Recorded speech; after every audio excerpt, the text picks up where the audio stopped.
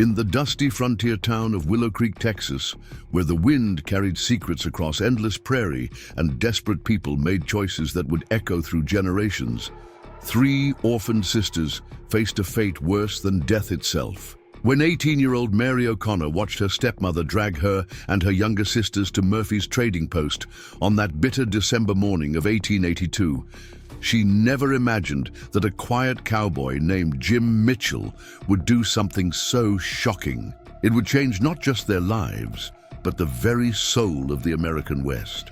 What happened next would challenge everything the frontier believed about family, honor, and the price of human dignity. Before we jump back in, tell us where you're tuning in from, and if this story touches you, make sure you're subscribed, because tomorrow I've saved something extra special for you. The winter of 1882 had been merciless to the O'Connor family, but it was nothing compared to the cruelty that had entered their lives 6 months earlier, when Eleanor Whitman became their stepmother. Mary O'Connor pressed her face against the frost-covered window of their small cabin, watching the gray December sky and wondering how their world had crumbled so completely in such a short time. Just a year ago, their father, Patrick O'Connor, had been the most respected blacksmith in Willow Creek.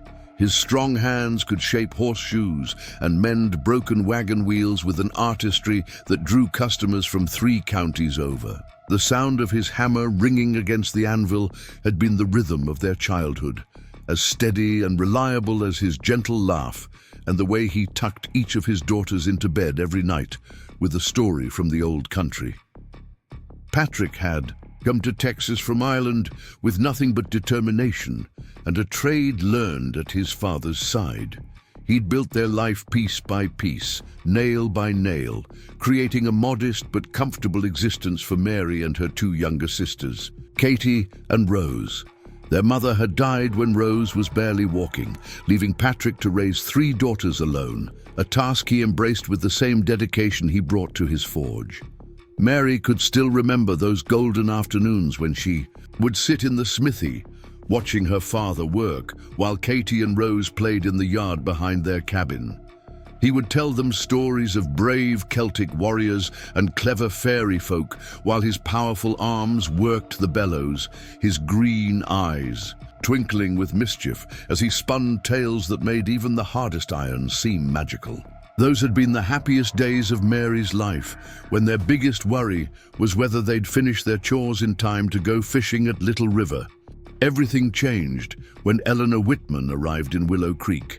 She'd come on the eastbound train, a widow from St. Louis with sharp features and sharper eyes, claiming to be starting fresh after losing her husband to consumption.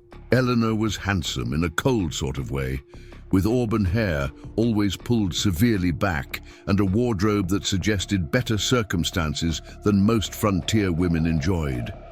She spoke with cultivation and carried herself with an air of superiority that should have warned Patrick away. But their father was a lonely man who believed the best of everyone, and Eleanor had been clever enough to present herself as exactly what a widowed blacksmith with 3 young daughters needed. She volunteered at the church, helped with community socials, and made a point of complimenting Patrick's work whenever she passed the smithy. Most importantly, she paid special attention to his girls, bringing them ribbons for their hair and promising to teach them the finer points of being proper ladies. Mary had been suspicious from the start. There was something in Eleanor's smile that never quite reached her eyes, and the way she watched their father suggested calculation rather than affection. But Katie, who was 15 and yearning for feminine guidance, had been charmed by Eleanor's attention. And Rose, barely 13 and missing their mother desperately, had been hungry for any woman's kindness. When Patrick announced his engagement to Eleanor after a courtship of only 3 months, Mary had tried to voice her concerns. She'd noticed how Eleanor's sweet demeanor vanished whenever their father wasn't looking, how she criticized their housekeeping and found fault with their manners. But Patrick was so grateful to have found someone willing to help raise his daughters that he dismissed Mary's worries as natural resistance to change. The wedding took place on a warm June morning. At Valley Church, with most of the town in attendance, Eleanor wore a dress of pale blue silk that must have cost more than their family spent on clothing in a year, and she smiled radiantly as she became Mrs. Patrick O'Connor. Mary stood with her sisters in their Sunday best, forcing smiles for their father's sake, while dread settled in her stomach like a stone. For a few weeks, Eleanor maintained her facade of the devoted stepmother. She cooked elaborate meals, kept the house spotless, and fussed over the girls' appearance with an attention to detail that initially pleased Patrick. But Mary noticed the small cruelties that began immediately. Eleanor would pinch Katie's arm when she spoke too loudly at dinner, or find reasons to send Rose to bed without supper for minor infractions. When Mary tried to protect her sisters, Eleanor would sweetly mention to Patrick how difficult it was to manage 3 girls who had been allowed to run wild without proper feminine supervision. The real Eleanor emerged gradually, like a snake, shedding its skin. She began finding fault with everything the girls did, criticizing their cooking, their cleaning, their behavior in public. She made it clear that their father's attention should be focused on his new wife, not his daughters, and she had a gift for making her complaints sound reasonable when Patrick was present while being viciously cruel when he wasn't. Then came the terrible night in late October when Patrick didn't come home from the forge. Mary remembered sitting by the window with Katie and Rose, watching the road and growing more worried as the hours passed. It was Ruth Thompson, their kindly neighbor, who finally brought the news that would shatter their world. Patrick had collapsed while working late, his heart simply stopping as he bent over his anvil. He was only 42 years old. The funeral was a blur of sympathetic faces and casseroles, the entire town turning out to honor a man who had been respected by all who knew him. Mary held her sobbing sisters while Eleanor played the grieving widow with Oscar-worthy performance, dabbing at her eyes with a lace handkerchief and accepting condolences with exactly the right mixture of brave composure and feminine fragility. But the mask came off completely the morning after the funeral. Eleanor stood in their kitchen wearing a traveling dress and an expression of cold satisfaction as she explained their new reality. Patrick had left everything to his wife, as was proper and legal. The smithy, the cabin, the small savings he'd accumulated, even the few pieces of jewelry that had belonged to their mother, all now belonged to Eleanor Whitman O'Connor. The girls themselves, as minors, were also legally under Eleanor's guardianship. And Eleanor, she announced with a smile that chilled Mary's blood, had no intention of spending the rest of her life caring for 3 ungrateful stepdaughters who had never properly appreciated her efforts on their behalf. Over the following weeks, Eleanor systematically stripped away everything that had made their house a home. She sold their father's tools and equipment to a blacksmith from the county seat, closed the forge that had supported their family for 12 years, and began disposing of their personal belongings with ruthless efficiency. When Mary protested, Eleanor reminded her sharply that everything in the house belonged to her now, including the clothes on their backs. The plan became clear when Eleanor began entertaining visitors, men from neighboring towns who came to look at the girls like livestock at market. She spoke openly of finding suitable positions for them, praising their domestic skills and youthful energy to potential employers who made Mary's skin crawl.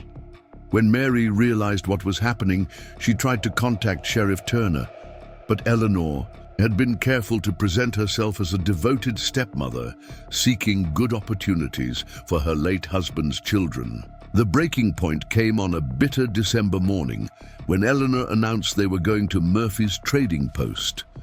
Tom Murphy was known throughout the territory as a man who dealt in anything that could turn a profit, from cattle and horses to information and favors. His trading post served as an unofficial auction house where anything and anyone could be bought or sold with no questions asked. Mary's hands shook as she helped Katie and Rose dress in their warmest clothes, knowing this might be the last morning. They would wake up together. Eleanor had made no secret of her intentions now. She'd found buyers for all three girls, men who would pay good money for young women to work as domestic servants, though Mary suspected the true nature of their intended employment would be far darker. As they walked through the muddy streets of Willow Creek toward Murphy's trading post, Mary tried desperately to think of an escape plan. But where could three young women go with no money, no family, and nowhere to hide? Eleanor had been careful to ensure they had no allies in town, spreading stories about their supposed ingratitude and wild behavior that made the townspeople view them with suspicion rather than sympathy. Preparing and narrating this story took us a lot of time, so if you are enjoying it, subscribe to our channel. It means a lot to us. Now back to the story. The trading post was a ramshackle wooden building on the edge of town, with corrals out back, where Murphy kept livestock between sales. Inside, the main room was crowded with rough-looking men smoking cigars and examining various goods up for auction. The air was thick with tobacco smoke and the smell of unwashed bodies, and Mary felt bile rise in her throat as she realized they were about to become part of this sordid marketplace. Murphy himself was a large man with greasy hair and gold teeth who looked at the three sisters with the same appraising eye he might give a trio of young horses. Eleanor spoke to him in low tones while the girls huddled together near the door, their arms linked and hearts pounding with terror. Three men had come specifically to bid on them, Eleanor explained with satisfaction. There was Silas Garrett, a mine foreman from Colorado who needed kitchen help at his remote camp. Frank Morrison, who ran a saloon in New Mexico and claimed he needed serving girls. And most disturbing of all, a well-dressed stranger who called himself Mr. Smith and offered no explanation for why he wanted to purchase three young women. Mary squeezed her sister's hands tighter as Murphy called for attention and began describing their qualifications like they were prize cattle. Katie was trembling so hard Mary could feel it through her coat, and Rose had gone completely white, her 13-year-old mind struggling to comprehend the nightmare they'd fallen into. That's when Mary first noticed the quiet cowboy standing alone near the back of the room. Unlike the other men present, he wasn't examining them with predatory interest or calling out crude comments about their appearance. Instead, he stood with his hat in his hands, a tall man with dark hair and serious brown eyes that seemed filled with something Mary couldn't quite identify. Disgust, perhaps, or rage. Jim Mitchell had come to Murphy's trading post that morning to buy supplies for his ranch, never expecting to walk into a scene that would haunt him for the rest of his life. As the son of a woman who had died young and been buried in an unmarked grave because she couldn't afford better, Jim had strong feelings about how women and children should be treated. What he saw happening to the O'Connor sisters violated every principle his mother had tried to instill in him during her short life. When Murphy announced the bidding would begin with Mary, the eldest, Jim felt something cold and furious settle in his chest. He'd heard about Eleanor Whitman around town, how she'd married Patrick O'Connor and then conveniently become a widow with three stepdaughters to dispose of.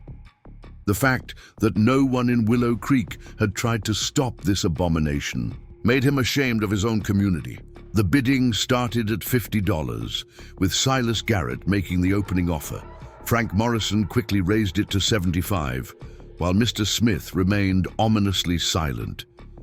Mary stood on the makeshift platform with tears streaming down her face, trying to maintain some dignity while men haggled over her like she was a prize heifer.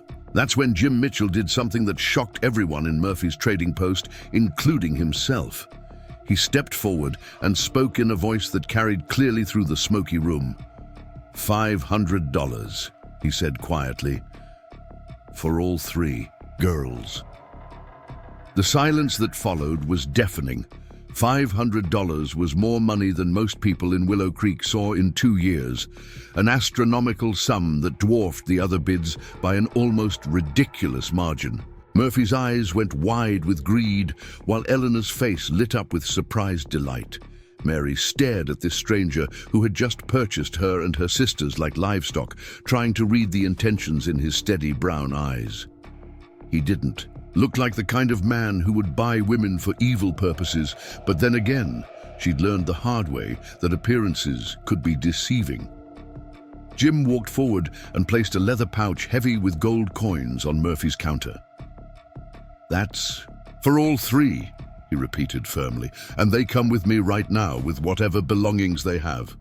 Eleanor practically snatched the money bag, her earlier grief forgotten in the face of unexpected wealth. She didn't even look at the girls as she shook hands with Jim to seal the transaction, already mentally spending her windfall on a new life, far from the responsibilities of stepmotherhood. As Mary and her sisters were led out of Murphy's trading post by their new owner, the other men in the room watched with a mixture of disappointment and confusion. No one could understand why a simple cowboy would pay such an enormous sum for 3 girls he'd never met, especially when he could have gotten them much cheaper by waiting out the other bidders. But Jim Mitchell wasn't thinking about money as he helped the terrified sisters into his wagon. He was thinking about his mother, who had died alone and forgotten.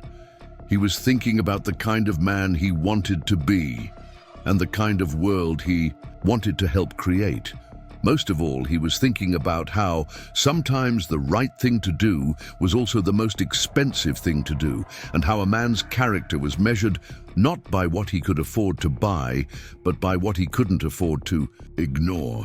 As they rode away from Murphy's trading post toward the Mitchell homestead, Mary O'Connor had no idea that this quiet cowboy's shocking decision would not only save their lives, but transform their understanding of what family could mean.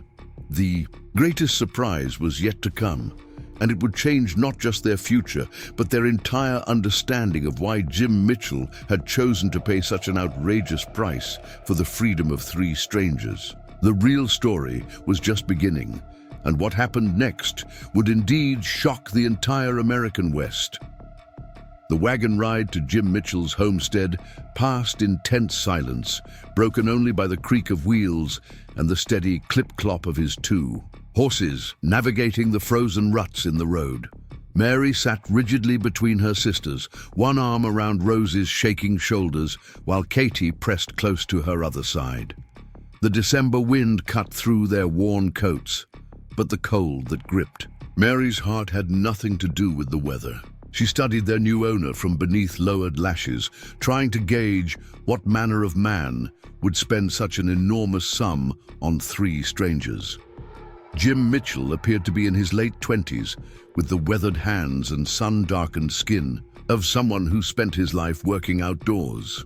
His clothes were clean but well-worn, practical rather than fancy, suggesting he was comfortable but not wealthy enough to casually throw away $500 unless he had very specific plans for his investment. What disturbed Mary most was his silence. He hadn't spoken a word since helping them into his wagon, hadn't explained what he expected from them, or outlined the terms of their new servitude. The not knowing was almost worse than the terrible possibilities her imagination conjured. At least Silas Garrett and Frank Morrison had been honest about their intentions, crude as they were. This quiet cowboy's motives remained a complete mystery. Rose shifted against Mary's side, her slight frame trembling with more than cold. At 13, she was still more child than woman, with their father's green eyes and a sweet nature that had made her Patrick's obvious favorite. The events of the morning had left her nearly catatonic with shock, and Mary felt a surge of protective fury at Eleanor for subjecting her baby sister to such trauma. Katie, 15, and caught between childhood and womanhood, stared straight ahead with the blank expression she'd worn since their father's funeral. She'd always been the dreamer of the family, the one who believed in fairy tales and happy endings. The last few months had slowly crushed that optimism out of her, and Mary feared this final blow might break something in Katie that could never be repaired. The Mitchell homestead came into view as they crested a small hill, and despite her fear, Mary felt a flutter of surprise. She'd expected something crude and temporary, the kind of rough shelter most bachelor cowboys called home. Instead, she saw a well-built ranch house with a wide front porch and smoke rising from multiple chimneys. Barns and outbuildings dotted the property, all in good repair, and the fence lines were straight and properly maintained. As they drew closer, Mary noticed other details that didn't fit her assumptions about Jim Mitchell. Flower boxes hung beneath. The windows, empty now in winter, but suggesting someone who cared about more than pure utility. A vegetable garden stretched behind the house, its neat rows covered with straw for the cold months. Everything spoke of permanence and care, not the hasty establishment of a man planning to exploit his human purchases for quick profit. A woman emerged from the house as they approached, wiping her hands on a flour-dusted apron. She was perhaps 40 years old, with graying black hair pulled back in a practical bun and kind dark eyes that immediately assessed the situation. When her gaze fell on the three sisters huddled in the wagon, her expression shifted from curiosity to understanding, then to something that looked very much like approval.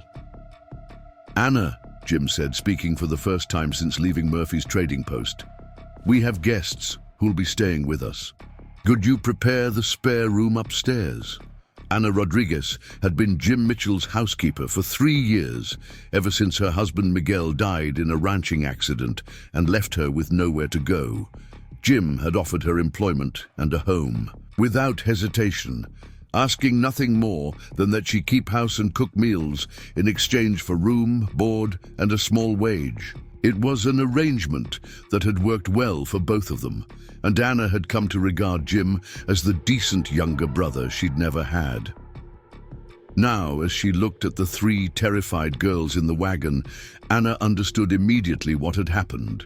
She'd heard the gossip about Eleanor Whitman's plans for her stepdaughters, had watched with growing disgust as the townspeople looked the other way rather than confront an uncomfortable situation.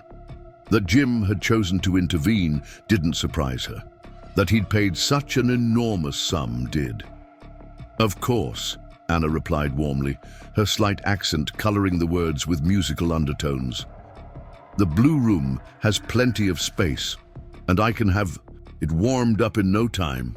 She moved closer to the wagon, her voice gentling as she addressed the sisters directly. "You poor girls must be frozen through. Come inside where it's warm, and I'll fix you something hot to drink." Mary found herself helped down from the wagon by steady, work-roughened hands that were surprisingly gentle. Jim Mitchell lifted Rose down as if she were made of spun glass, his expression softening as he noticed how badly the youngest girl was shaking. Katie climbed down on her own, but swayed on her feet, the shock of the morning finally overwhelming her system. "Easy there," Jim murmured, steadying Katie with a careful hand on her elbow. "You're safe now, all of you." The word safe hit Mary like a physical blow. When was the last time she'd felt truly safe? Not since their father died, certainly. Perhaps not, since Eleanor first walked into their lives with her false smiles and calculated kindness. The idea that this stranger might actually mean what he said seemed too good to be true, and Mary's experience had taught her to be deeply suspicious of anything that seemed too good to be true. Inside the house, warmth enveloped them like a loving embrace. The main room was larger than their entire cabin had been, with a massive stone fireplace crackling merrily and furniture that looked both comfortable and well-made. Quilts were draped over the backs of chairs, and the smell of fresh bread filled the air. It was exactly the kind of home Mary had dreamed of creating someday, before their world fell apart. Anna bustled about, settling the girls near the fire, and pressing steaming mugs of hot chocolate into their cold hands. The simple kindness of it brought tears to Mary's eyes. When had anyone last offered them comfort without expecting something in return? When had someone looked at them with genuine concern rather than calculation or pity? Jim removed his hat and coat, hanging them on pegs near the door before settling into a chair across from where the sisters huddled together on the sofa. For a long moment, he simply watched them with those serious brown eyes, as if trying to decide how to begin a conversation that had no good starting point. "I suppose you're wondering what I want from you," he said finally, his voice quiet, but carrying clearly in the warm room. "And I suppose you have every right to be afraid, given what you've been through." Mary lifted her chin with a defiance that came from months of protecting her sisters against impossible odds.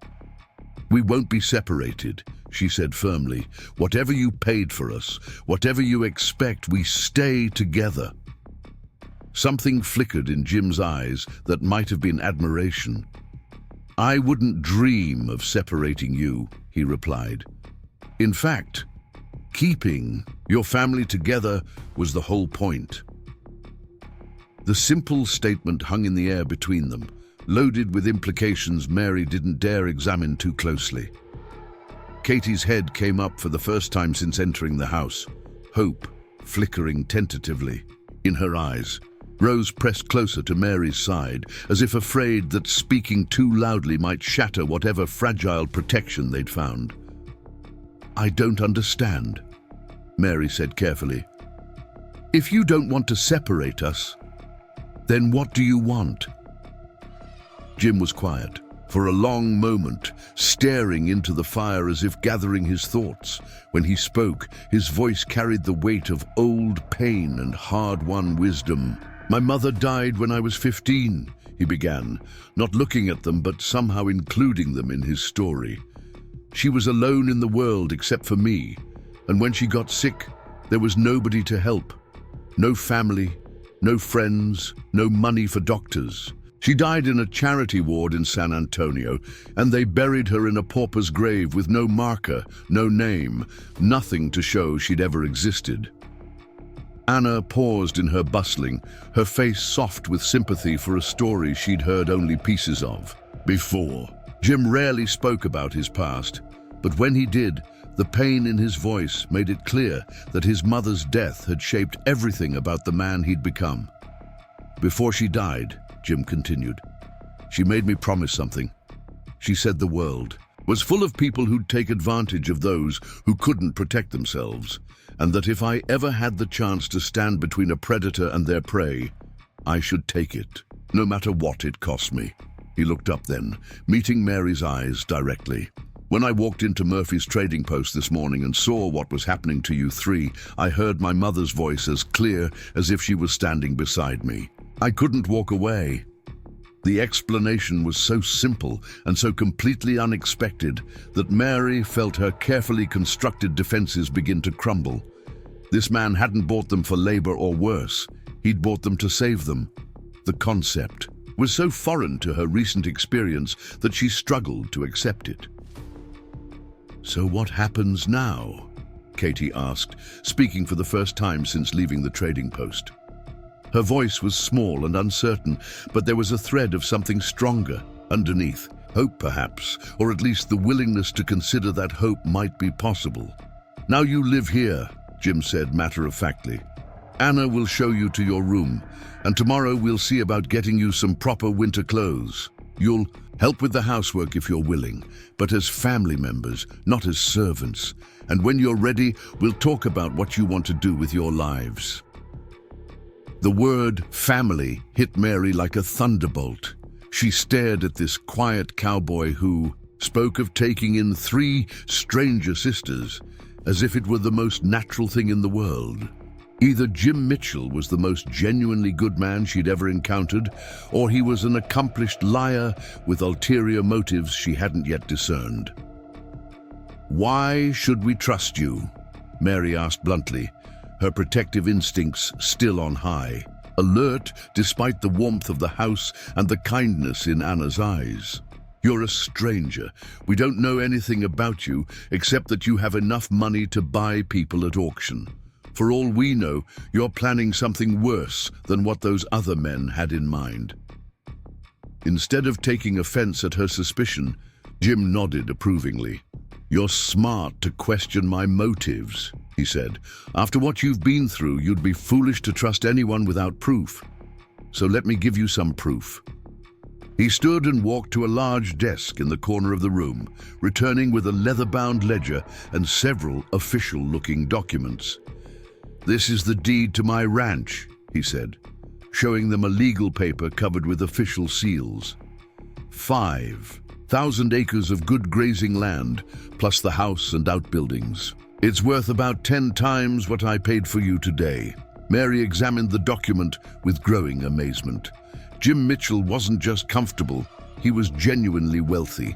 A man with property like this had no need to buy women for labor, and certainly no need to trick 3 orphaned sisters into trusting him. "This is the bank record, showing my account balance as of last week," Jim continued, opening the ledger to a page marked with official stamps. "Even after today's expenditure, I have enough money to support a dozen families through the winter. I don't need your labor, and I don't need your gratitude. What I need is to honor a promise I made to a dying woman 15 years ago." He gathered the papers and returned them to the desk, then settled back into his chair with the relaxed posture of a man who had nothing to hide. "Tomorrow, Sheriff Turner will come by to check on you. I sent word while we were leaving town that I'd taken responsibility for your welfare, and he'll want to make sure you're being treated properly. You can tell him anything you want. Ask him to take you anywhere you'd rather go. I won't stop you." The offer was so genuinely made that Mary felt tears prick her eyes. When was the last time someone had given her choices instead of demands?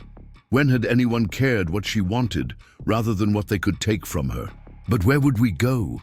Rose asked in a small voice, speaking for the first time since the morning's trauma. "Eleanor made sure everyone in town thinks we're ungrateful troublemakers. And we don't have any money or family or anywhere else to turn to." Jim's expression darkened at the mention of their stepmother. "Eleanor Whitman is no longer your concern," he said firmly. "As far as the law is concerned, I'm your legal guardian now. She can't touch you, can't demand you back, can't even contact you without my permission. And as for money, we'll discuss that when you're ready to think about your futures." Anna appeared at Mary's elbow with a second mug of hot chocolate, this one accompanied by a plate of fresh-baked cookies that smelled like cinnamon and hope. "The blue room is ready," she announced. "There are fresh linens on the beds and extra blankets in the chest. I put some of my own dresses in the wardrobe, altered to fit as best I could guess. They're not fancy, but they're clean and warm." The casual mention of multiple beds and provided clothing drove home the reality of their situation in a way that all of Jim's explanations hadn't quite managed. These people were actually planning to care for them, not just house them temporarily, until they could be disposed of more profitably. "Why?" Mary whispered, the question torn from somewhere deep in her chest. "Why would you do all this for strangers?" Jim was quiet for a long moment, his gaze distant as he stared into the fire. When he spoke, his voice carried the weight of old grief and hard-earned wisdom. "Because someone should have done it for my mother," he said simply. "Because every girl deserves to grow up safe and loved and free to choose her own path. Because the world has enough predators in it and not nearly enough protectors." He looked at each of them in turn, his brown eyes serious but kind. "Because you're not just 3 orphaned girls to me. You're 3 human beings with value and dignity, and the right to determine your own destinies. And because I have the power to make sure that happens, which means I have the responsibility to make sure it happens." The quiet conviction in his voice broke something loose in Mary's chest, some tight knot of fear and suspicion that she'd carried for so long she'd forgotten what it felt like to breathe without it. For the first time since their father's death, she allowed herself to believe that maybe, just maybe, they were going to be all right. Katie reached over and took Mary's hand, squeezing gently. Rose leaned more heavily against her older sister's shoulder, some of the terrible tension finally leaving her small frame. For the first time in months, the three O'Connor sisters were together and safe and warm, with full bellies and the promise of clean beds and people who seemed to genuinely care about their welfare. As Anna led them upstairs to their new room, Mary caught a glimpse of Jim settling back into his chair by the fire, a thoughtful expression on his weathered face. She had the distinct impression that taking in three orphaned sisters was going to change his life as much as it was changing theirs, though she couldn't yet imagine how. The blue room was larger than the entire cabin they'd shared with Eleanor, with three single beds arranged around the walls and a cheerful fire crackling in a small fireplace. Anna had indeed provided clothing, simple but well-made dresses in subdued colors that would fit with minor adjustments. There were undergarments and stockings, warm cloaks and sturdy shoes, even nightgowns that looked like they'd never been worn.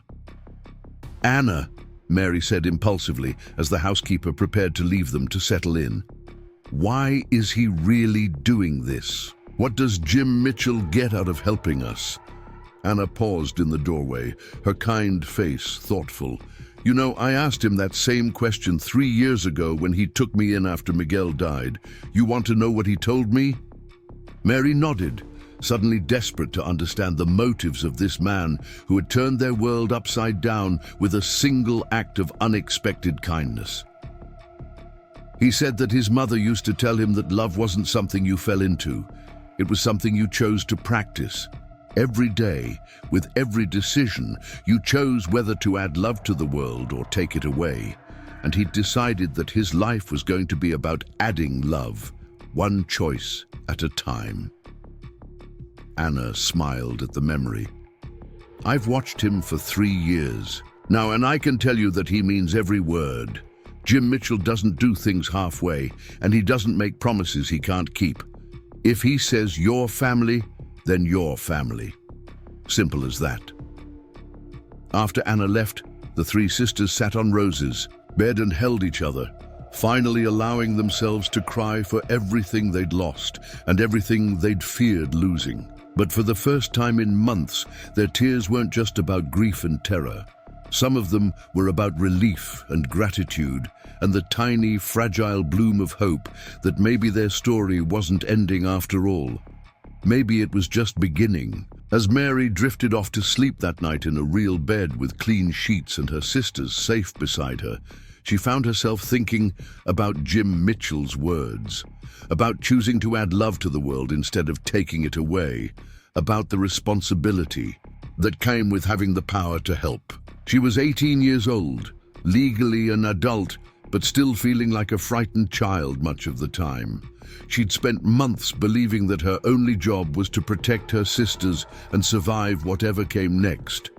It had never occurred to her that she might have the power to choose what came next, to decide what kind of life they would build from the ashes of their old one. But lying there in the warm darkness, with Katie's steady breathing on one side and Rose's soft sighs on the other, Mary O'Connor began to think about choices, about the difference between surviving and living, about what it might mean to have a future worth planning for instead of just a present worth enduring. Tomorrow would bring new challenges and new questions. Sheriff Turner's visit would require them to decide whether to trust Jim Mitchell completely or hedge their bets by keeping their options open. There would be practical matters to sort out, like clothing and chores and how three sisters fit into the rhythm of an established household. But tonight, for the first time in longer than she could remember, Mary fell asleep without fear, without listening for footsteps in the hall or voices planning their disposal, without wondering if tomorrow would bring fresh horrors or new betrayals. Tonight, she fell asleep surrounded by love and safety and the radical possibility that sometimes, when the world seemed darkest, a stranger might step forward and prove that there was still goodness left in it after all. Sheriff Bill Turner arrived at the Mitchell homestead the next morning, just as the sun cleared the horizon, painting the frost-covered prairie in shades of gold and pink.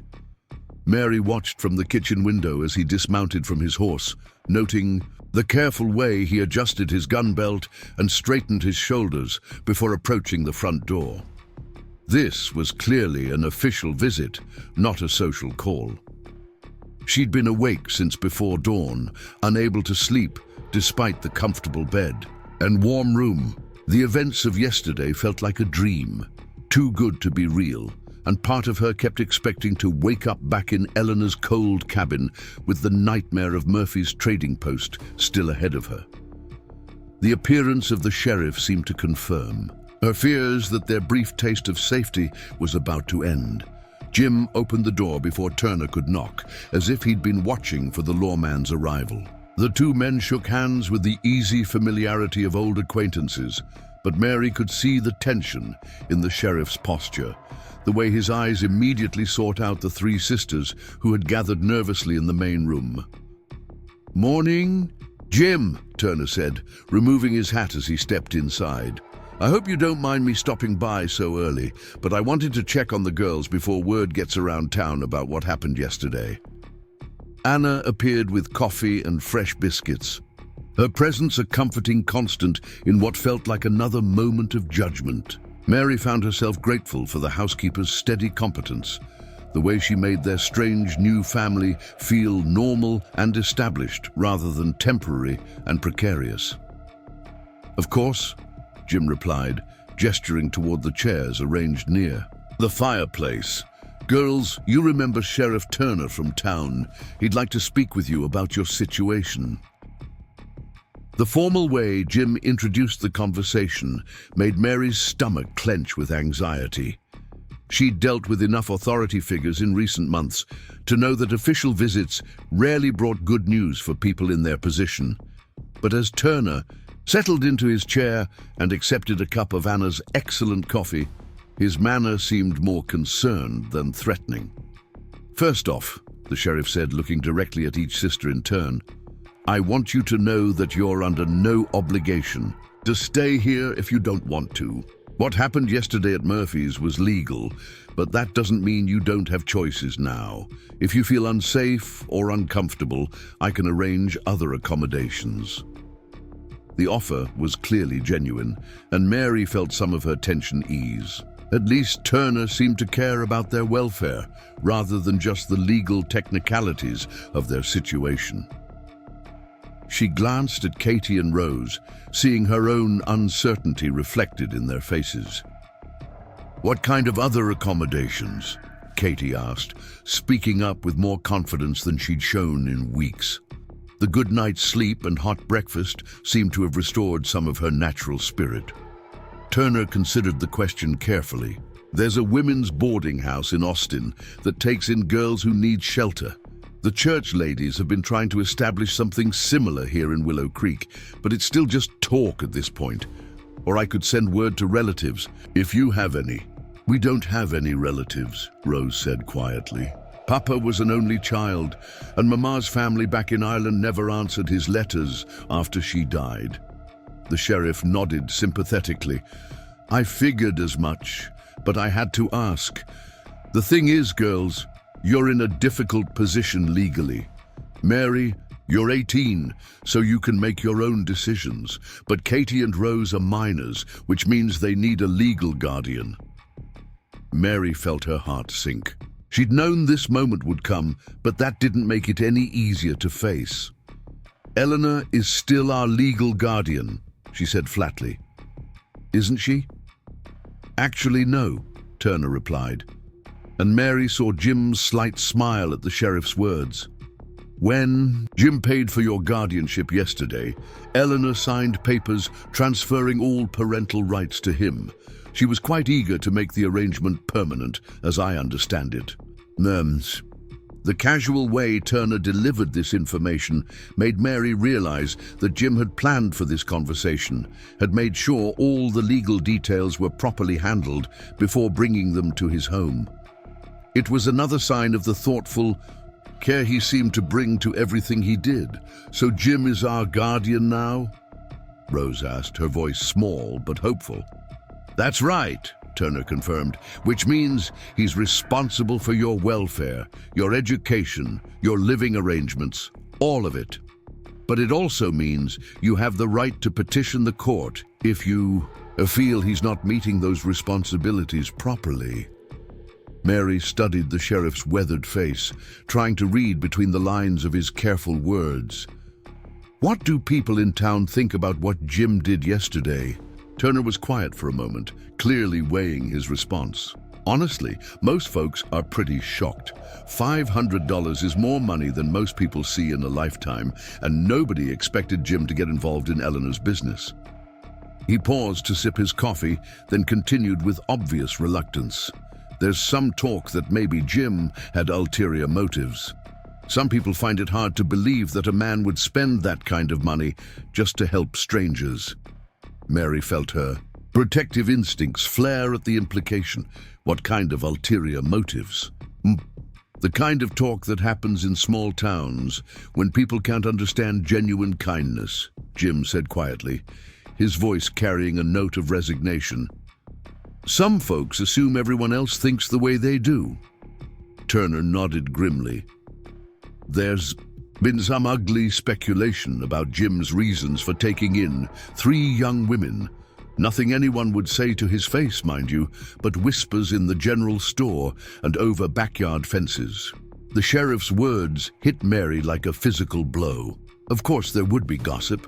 She'd been naive to think that Jim's act of kindness would be seen as pure altruism by everyone in town.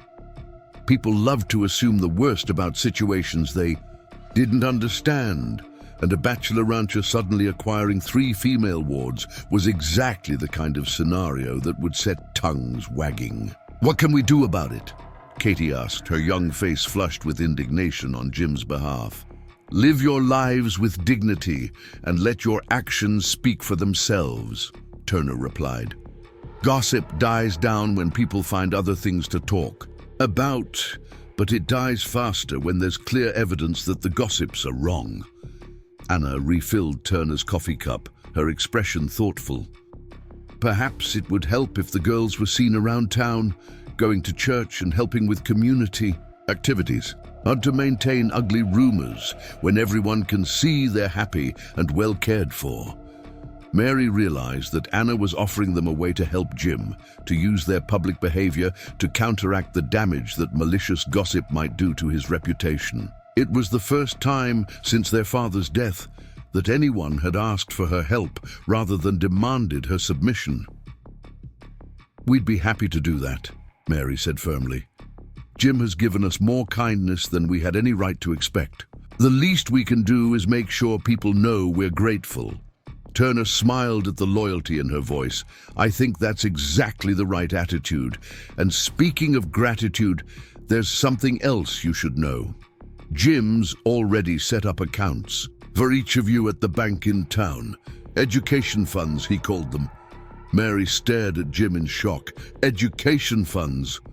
Every girl should have the chance to make something of herself, Jim said matter-of-factly.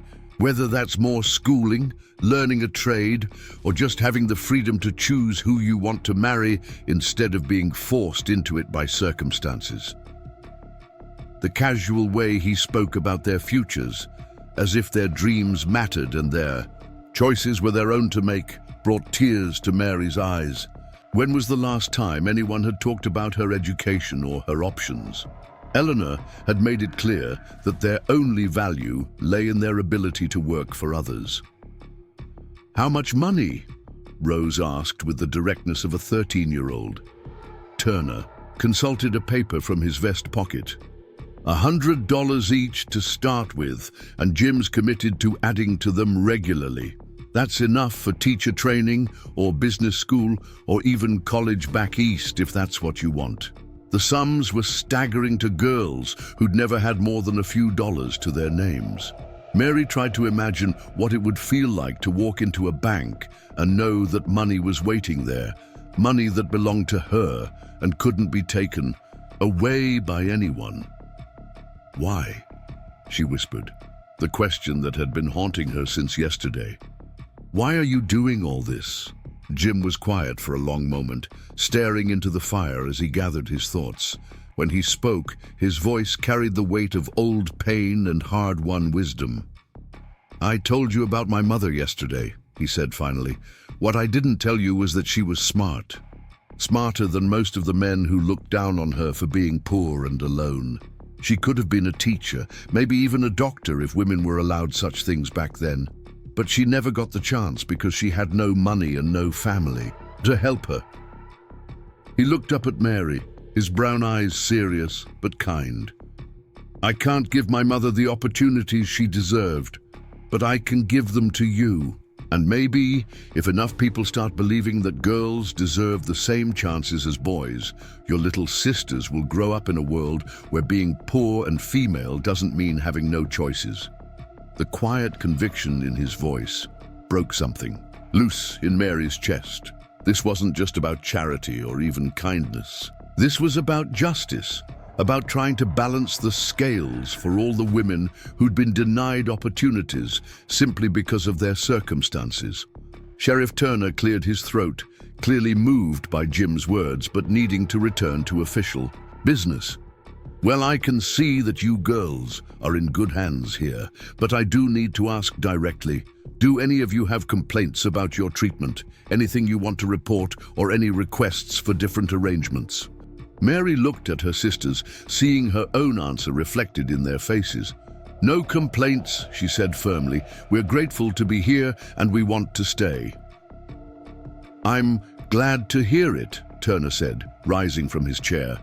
"I'll file my report with the territorial court, and that should put an end to any official questions about your guardianship.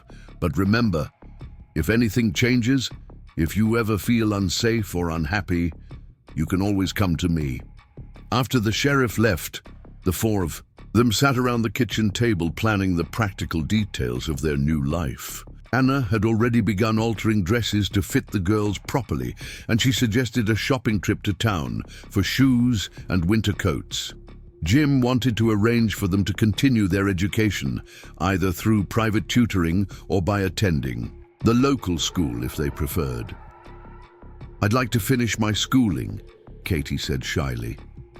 "I was always good at reading and arithmetic, and Papa used to say I had a head for numbers." "Then we'll talk to Miss Henderson about getting you caught up with your grade level," Jim replied. "She's been teaching here for 10 years, and she's always looking for bright students." Rose looked uncertain.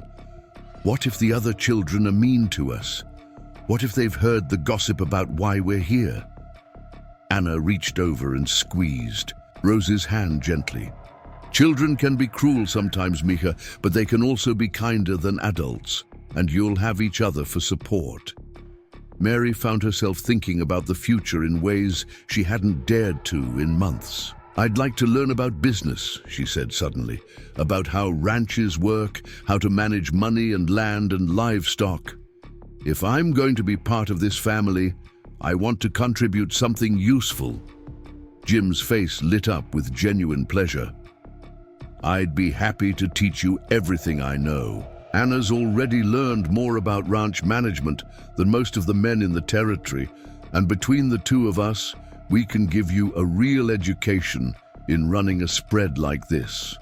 The afternoon passed in a whirl of activity as Anna took them on a tour of the house and outbuildings, explaining how everything worked and what their daily routines would be. The ranch was larger and more complex than Mary had realized, with multiple sources of income beyond just cattle.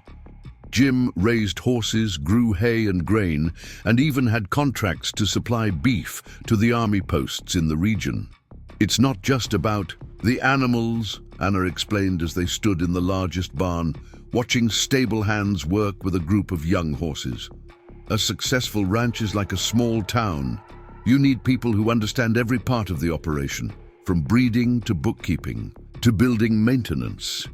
Mary watched Jim work with a particularly spirited horse, noting the patience and skill he brought to the task. Everything about his operation spoke of long-term thinking and careful planning. This wasn't a man who made impulsive decisions or took unnecessary risks with his resources, which made his decision to spend $500 on 3 strangers even more remarkable.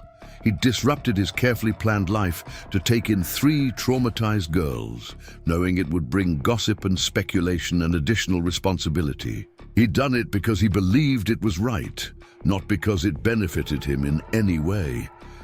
That evening, as they sat around the dinner table sharing Anna's excellent roast chicken, Mary felt something she hadn't experienced in months: contentment. For the first time since their father's death, she wasn't afraid of what tomorrow would bring. She wasn't calculating how to stretch meager resources or wondering what new crisis would threaten their survival.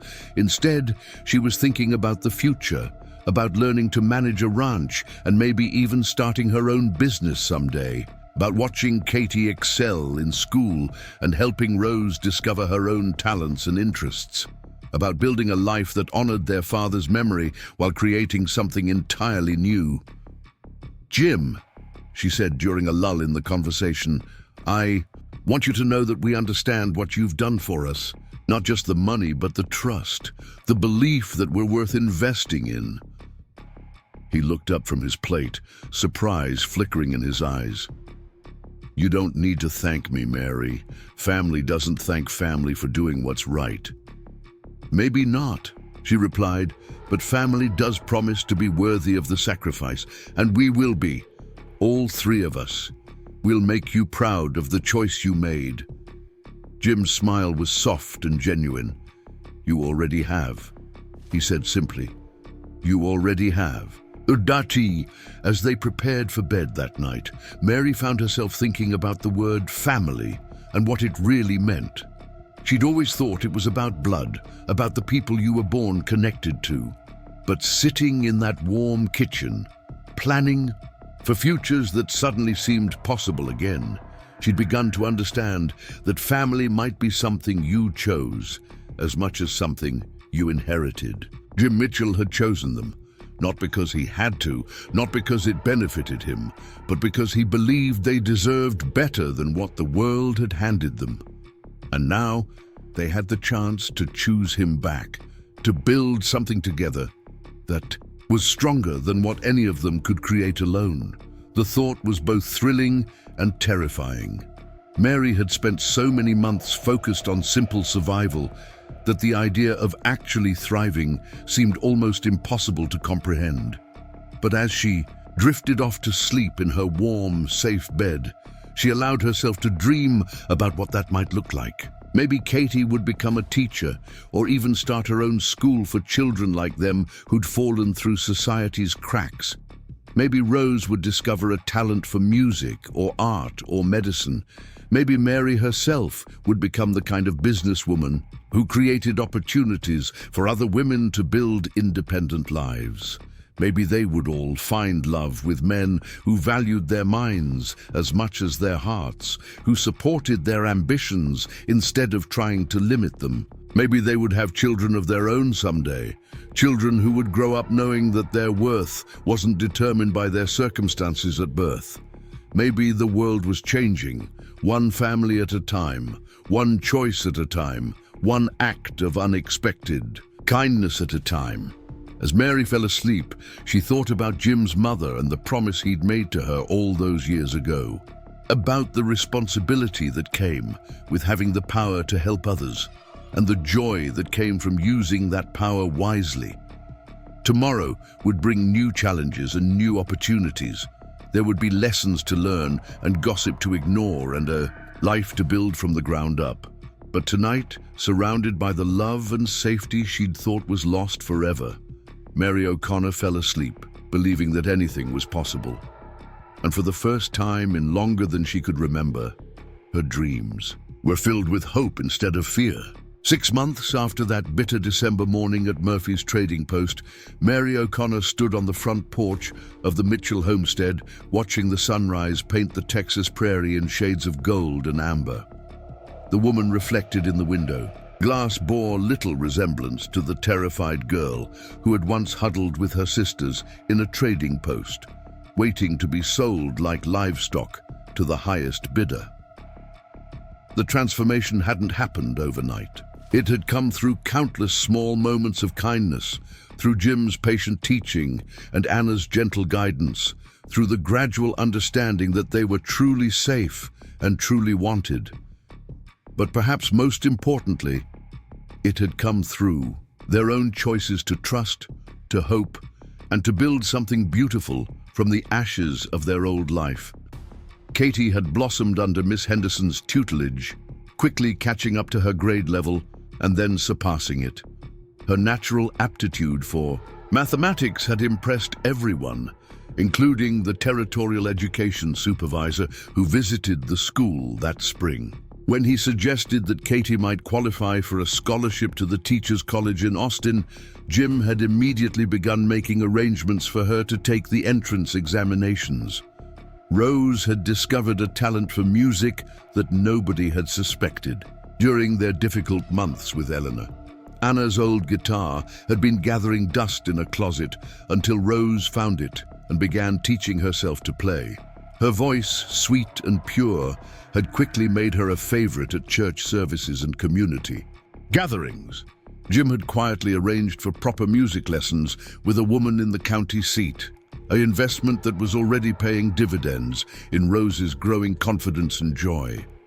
Mary herself had thrown herself into learning the business of ranching with a passion that surprised everyone, including herself. Jim had been true to his word about teaching her everything he knew, and she'd proven to be a quick study with an intuitive grasp of the complex logistics involved in running a successful operation. Anna had taught her bookkeeping and correspondence, while Jim had shown her everything from cattle breeding to land management to commodity pricing. But it was the relationships they'd built that truly transformed their lives. Jim had become more than a guardian or benefactor. He'd become the father figure they'd lost, the steady presence who offered guidance without trying to control their choices. Anna had become both mentor and friend, the woman who taught them not just practical skills, but how to see themselves as valuable individuals with unlimited potential. The community of Willow Creek had eventually accepted them as well, though not without some initial resistance.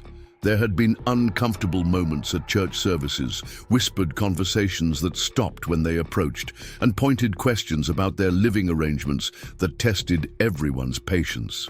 But gradually, as people saw how happy and healthy the sisters were, and as their contributions to community life became apparent, the gossip had faded into acceptance and even admiration. The turning point had come during the spring social when a group of rowdy cowboys from a neighboring ranch had made crude comments about the Mitchell girls and their unusual situation. Before Jim could respond, half the men in town had stepped forward to defend their honor, making it clear that the O'Connor sisters were considered full members of the Willow Creek community under the protection of everyone who lived there. Mary smiled at the memory as she began her morning routine, checking on the chickens Anna had taught her to raise and noting which of the vegetable garden plots would need attention that day. The work felt purposeful in a way that their desperate survival efforts with Eleanor never had. This was building something, creating value, contributing to a future they could all share. The sound of approaching horses drew her attention to the main road, where a familiar figure was riding toward the ranch with obvious urgency. Tom Wilson, who ran the telegraph office in town, only made special trips like this when there was important news that couldn't wait for the regular mail delivery. Jim emerged from the barn as Wilson dismounted, his expression immediately turning serious at the sight of the telegram in the operator's hand. Mary felt a familiar twist of anxiety in her stomach, the old fear that their happiness was too good to last, that some new crisis was about to destroy everything they'd built. "Morning, Tom," Jim said, accepting the yellow paper with careful calm. "This looks official." Wilson nodded grimly. "Came through from Austin late last night. Figured you'd want to see it right away given the circumstances." Mary watched Jim's face as he read the telegram, noting the way his jaw tightened and his eyes darkened with something that looked like controlled anger. When he finished reading, he was quiet for a long moment, staring at the paper as if hoping the words might change. "Bad news?" Mary asked, her protective instincts immediately focusing on her sisters, who were inside preparing breakfast with Anna. Jim folded the telegram carefully and tucked it into his shirt pocket. "Eleanor is dead," he said quietly. "Died 3 days ago in a hotel in San Antonio. Appears to have been some kind of accident." The news hit Mary like a physical blow, not because she felt any grief for the woman who had made their lives miserable, but because of the implications. Eleanor's death meant the end of any possible legal challenges to their current arrangement, but it also meant the end of any chance for closure or confrontation with the woman who had betrayed their father's trust so completely. "What kind of accident?" Mary asked, though she wasn't sure she really wanted to know. Wilson shifted uncomfortably. Telegraph didn't say much, but word is she was found in her room with a bottle of laudanum. Could have been accidental overdose, could have been something else, nobody knows for sure. Mary felt a complex mix of emotions wash over her. Relief that Eleanor could never threaten them again. Guilt for feeling relieved about another person's death. Sadness for the waste of a life that might have been different under other circumstances. And underneath it all, a deep gratitude for the man who had stepped in to save them from a fate they were only now beginning to fully understand. "There's more," Jim said, pulling out the telegram again. Seems Eleanor had debts, substantial. Unders. The hotel she was staying in was expensive, and she'd been living well beyond her means for months. The $500 I paid for you girls was apparently just the beginning of her spending spree. Tom Wilson cleared his throat. "There's been talk that she might have been involved with some unsavory characters in San Antonio, gamblers and such. Could be her death wasn't as accidental as it first appeared." The implication hung in the air, between them, dark and troubling. Mary found herself thinking about the woman who had married their father with such calculated precision, who had played the grieving widow so convincingly while planning to sell his daughters for profit. Had Eleanor's greed ultimately led to her destruction? "What does this mean for us?" Mary asked. Though she suspected she already knew the answer, Jim's expression softened as he looked at her. "It means you're free from any possibility of her ever trying to reclaim custody or challenge our arrangement. Legally, you're my daughters. Now, and that's not going to change." The word daughters hit Mary with unexpected force. She'd been thinking of herself as Jim's ward, his responsibility, his project. But daughters implied something deeper, something permanent and unbreakable. It meant belonging in a way she'd thought was lost forever when their father died. Katie and Rose emerged from the house at that moment, drawn by the sound of voices and the unusual sight of the telegraph operator at their door. Mary saw them take in the serious expressions and tense postures, their faces immediately reflecting concern. "What's wrong?" Katie asked, moving to stand beside Mary with the protective instinct that had developed between all three sisters. Over the past months, Jim looked at each of them in turn, his expression gentle but serious. "Eleanor is dead," he said simply.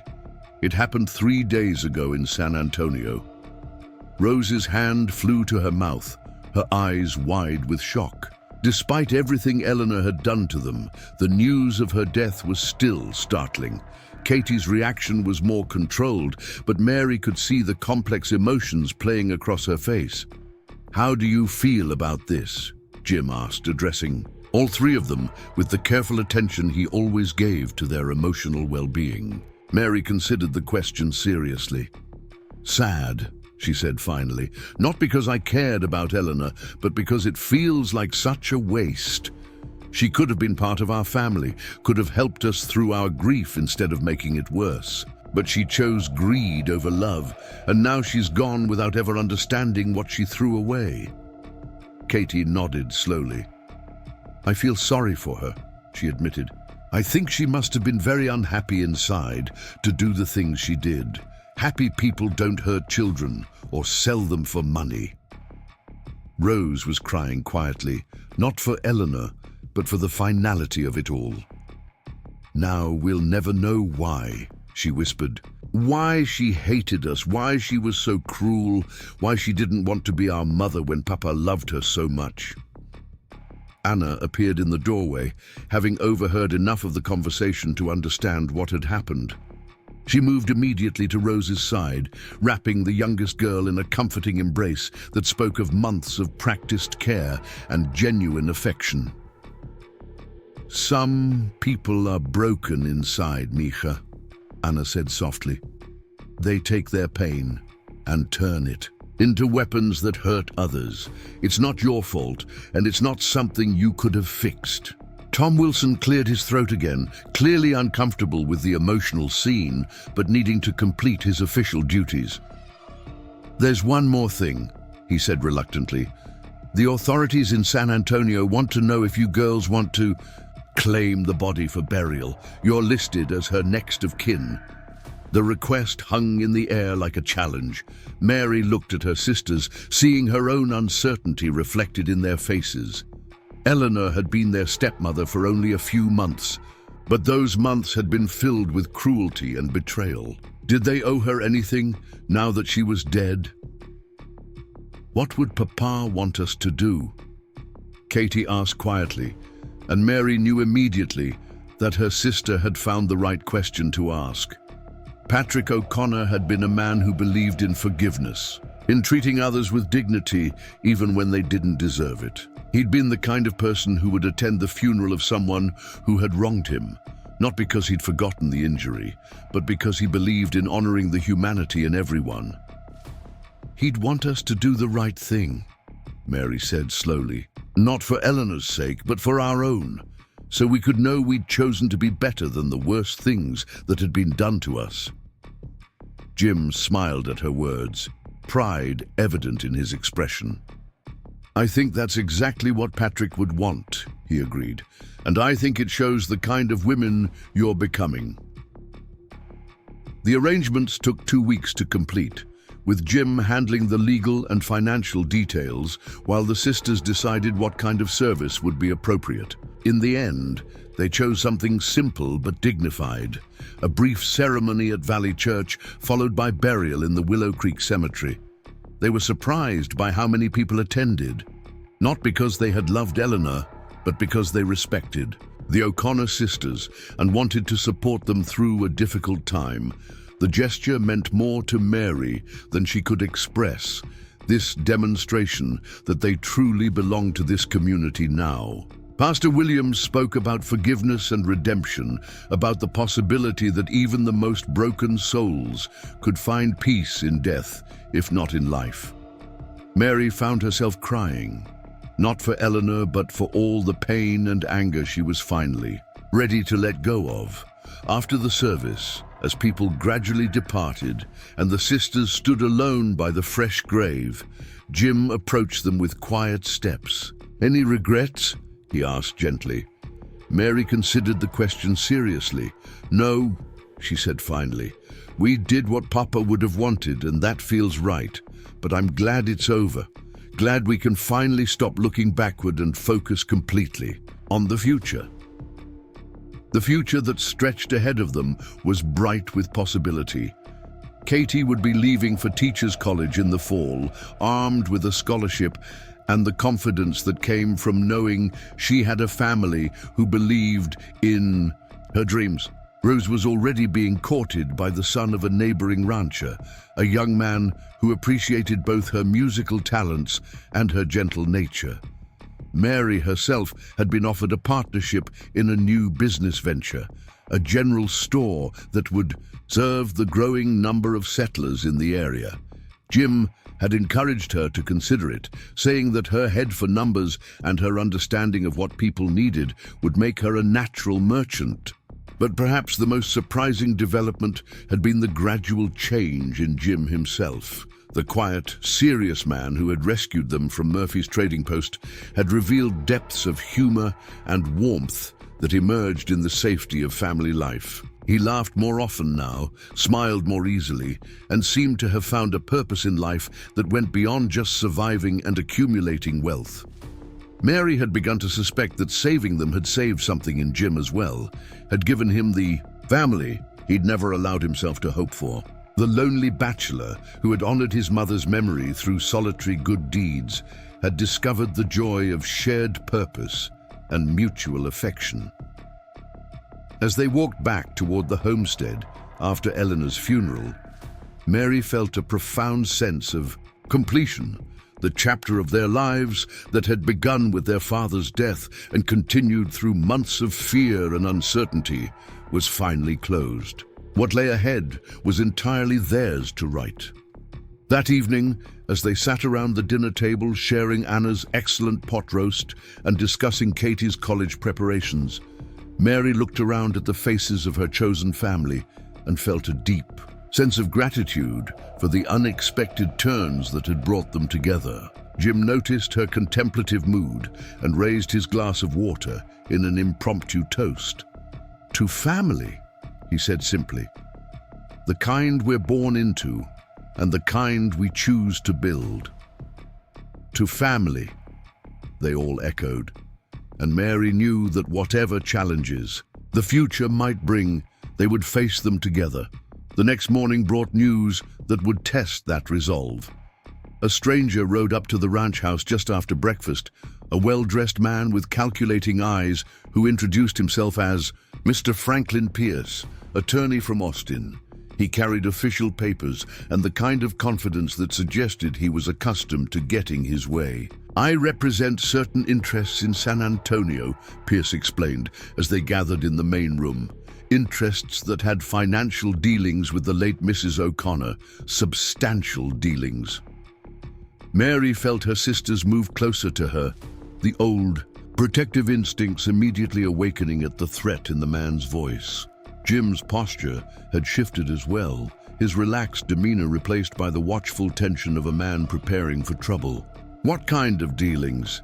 Jim asked carefully. Pierce smiled without warmth. Mrs. O'Connor had accumulated significant gambling debts before her death.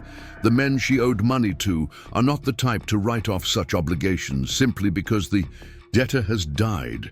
They're looking to recover their losses from her estate. "Eleanor had no estate," Mary said firmly. "She spent everything she had, including the money she got from selling us." "Ah, but that's where you're wrong, young lady," Pierce replied with obvious satisfaction. "According to Texas law, Mrs. O'Connor's stepdaughters are considered part of her estate, and my clients are prepared to collect on their debt by claiming ownership of you three." The words hit the room like a thunderbolt. Mary felt the blood drain from her face as she realized what Pierce was suggesting. Even in death, Eleanor was reaching out to destroy their happiness, to drag them back into the nightmare they'd escaped. "That's impossible," Jim said, his voice deadly quiet. "The girls are legally my daughters now. Eleanor signed away all parental rights." Pierce's smile widened.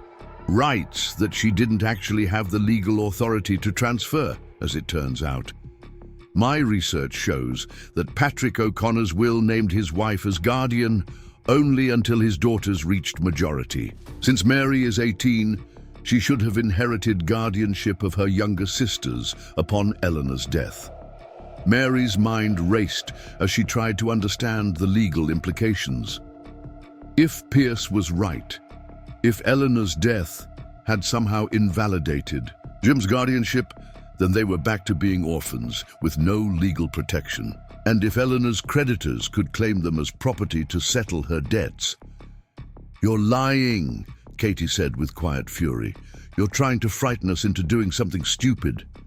Pierce shrugged. "Perhaps, but are you willing to bet your freedom on it? My clients are prepared to file suit in territorial court next week. Once that happens, you'll be in legal limbo until the case is resolved. Could take months, maybe years. And in the meantime, you'll be wards of the court, subject to whatever arrangements the judge deems appropriate. The threat was clear. Pierce and his clients were offering them a choice between voluntary cooperation and a legal battle they might not win. Mary looked at Jim, seeing her own determination reflected in his steady gaze. "What exactly are you proposing?"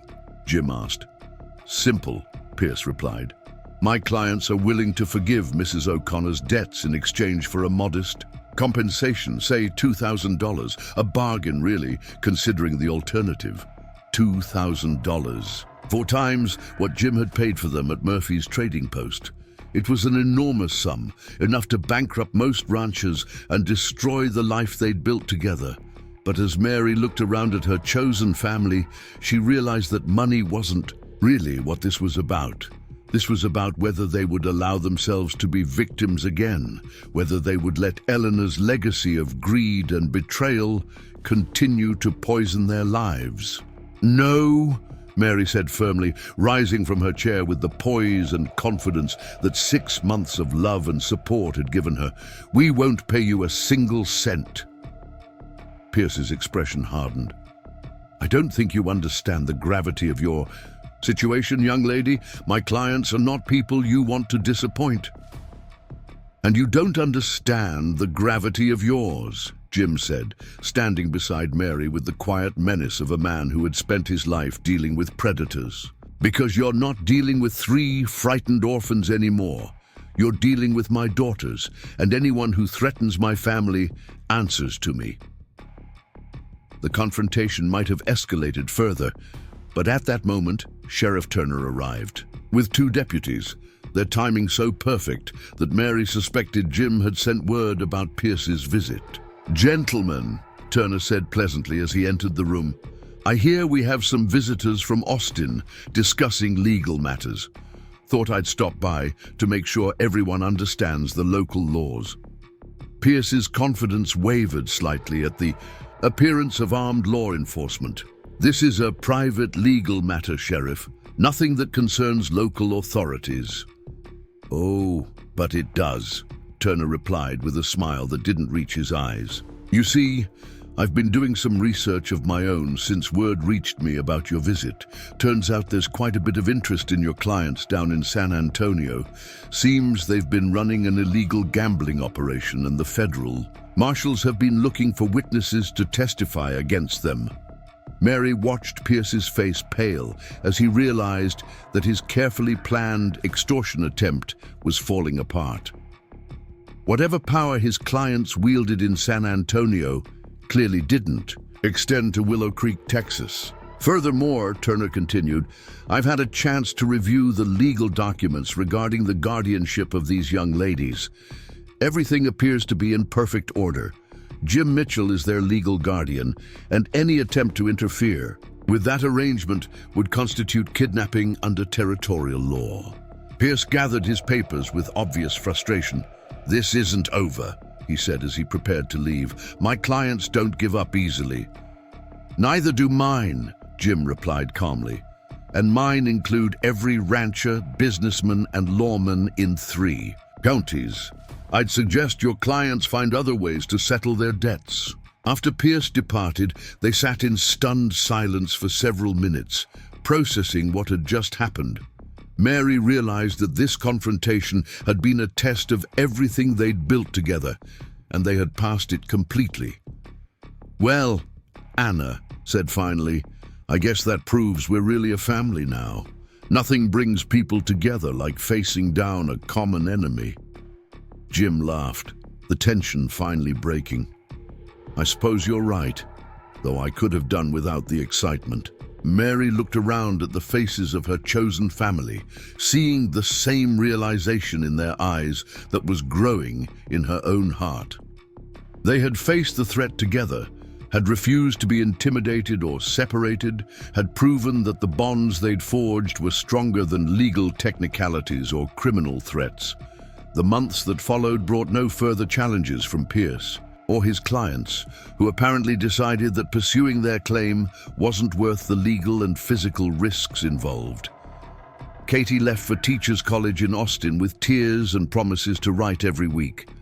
Rose's courtship with the neighboring rancher's son blossomed into a genuine romance built on mutual respect and shared values. Mary threw herself into her new business venture, discovering that she had a natural talent for commerce and a vision for how to serve the growing community. Within a year, her general store had become the social and economic center of Willow Creek, a place where people gathered to share news and conduct business. But it was the quiet moments that meant the most to her. Sunday dinners with Jim and Anna, watching Rose practice her music in the evening light, receiving letters from Katie describing her studies and new friendships. The ordinary, everyday experiences of a family who chose to love each other. 2 years after that bitter December morning at Murphy's Trading Post, Mary O'Connor stood once again on the front porch of the Mitchell homestead, watching the sunrise paint the Texas prairie in shades of gold and amber. But this time, she wasn't alone. Jim stood beside her, sharing the quiet moment and the comfortable silence of people who understood each other completely. "Any regrets?" he asked, echoing the question he'd posed after Eleanor's funeral. Mary smiled, thinking of all the ways their lives had changed, all the challenges they'd faced and overcome together. "Only one," she said. "I regret that it took a tragedy to bring us together, but I'm grateful every day that it did." Jim nodded, understanding in his eyes. "Your father would be proud of the women you've all become, all 3 of you. And your mother would be proud of the man you became," Mary replied. "The promise you made to her has changed more lives than you'll ever know."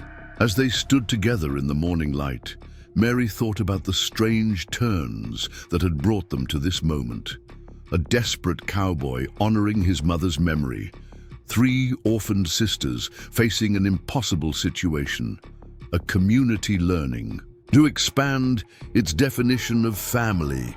What Jim Mitchell had done that day at Murphy's Trading Post had indeed shocked the entire West, not because it was scandalous, but because it was revolutionary.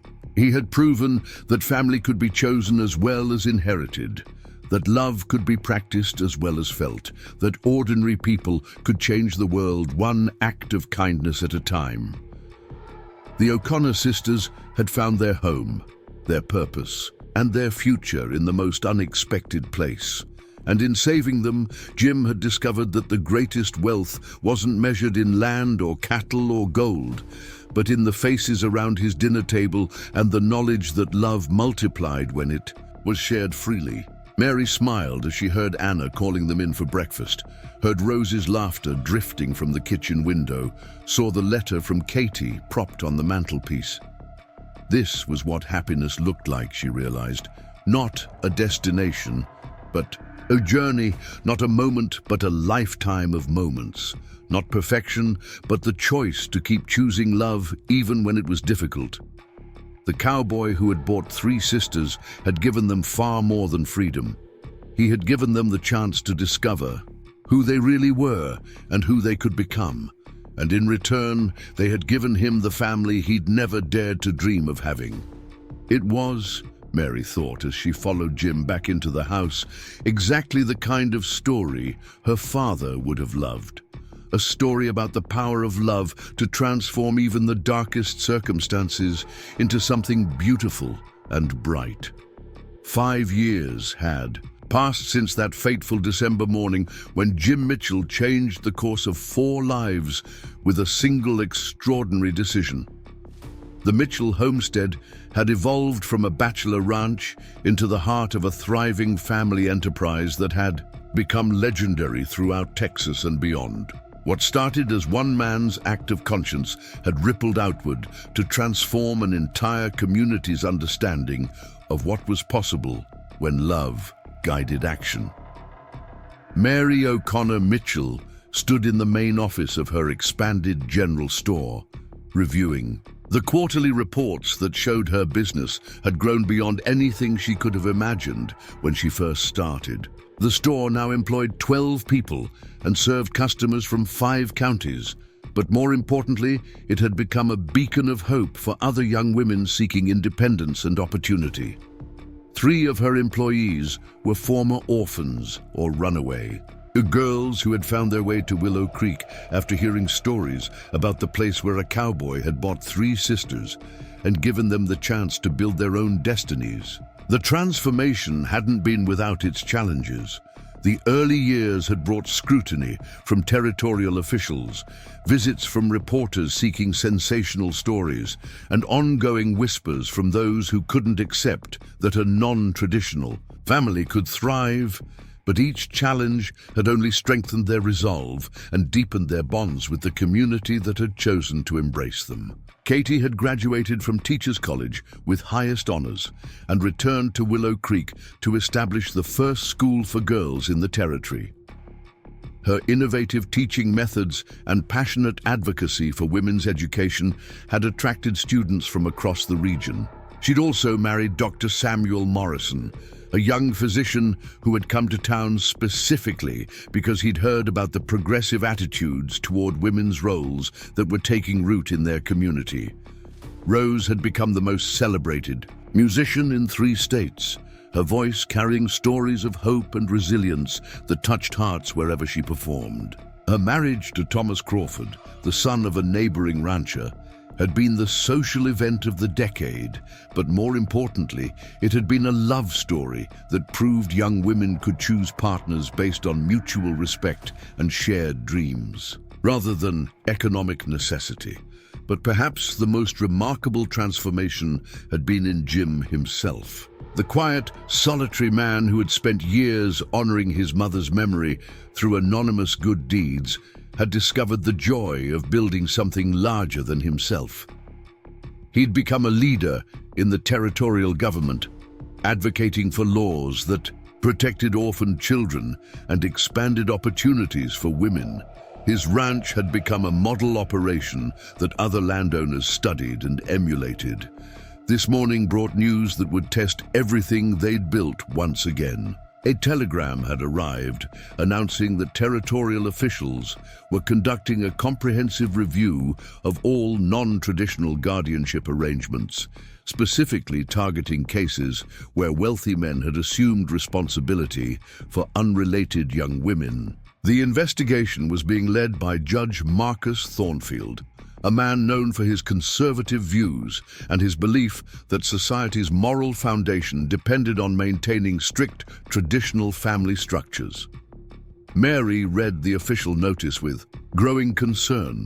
The investigation would examine the financial arrangements, living conditions, and moral character of all parties involved in such guardianships. Families that failed to meet the judge's standards would have their arrangements dissolved and the children placed in state-run institutions. It was exactly the kind of systematic threat they'd always feared might eventually come. Jim entered the store as Mary was finishing the official documents, his expression immediately growing serious when he saw her face. "How bad is it?"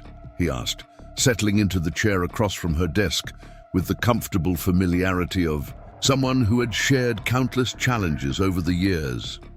"They're questioning everything," Mary replied, handing him the papers. "Our financial arrangements, our living situation, whether our family structure is appropriate for unmarried young women. They seem particularly concerned about the fact that you've given us so much independence and financial control." Jim read through the documents carefully, his jaw tightening as he absorbed the implications. "Judge Thornfield," he said grimly, "I know of him. He's the one who's been pushing for laws that would require all orphaned children to be placed in religious institutions rather than private homes. Claims it's for their moral protection." Mary felt a familiar stab of anxiety, the old fear that their happiness was too fragile to last in a world that often seemed determined to punish those who dared to live differently. What if he decides our arrangement is inappropriate? What if he tries to separate us or shut down Katie's school? "Then we'll fight him," Jim said firmly. "We've built something good here, something that's helped dozens of families and improved countless lives. We won't let one narrow-minded judge destroy that because he can't understand that families come in all forms." The investigation began. 2 weeks later, when Judge Thornfield arrived in Willow Creek with a team of clerks and officials, they set up temporary offices in the courthouse and began summoning witnesses to testify about the Mitchell family's character and conduct.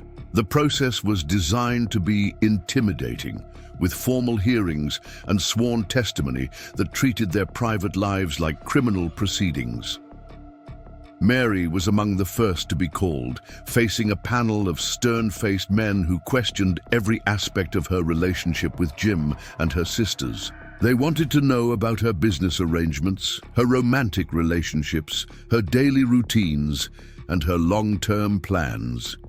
The questions were invasive and often insulting, clearly designed to find evidence of impropriety or moral corruption. "Miss O'Connor," Judge Thornfield said, deliberately using her birth name rather than acknowledging her legal adoption, "you were 18 when Mr. Mitchell assumed guardianship of you and your sisters.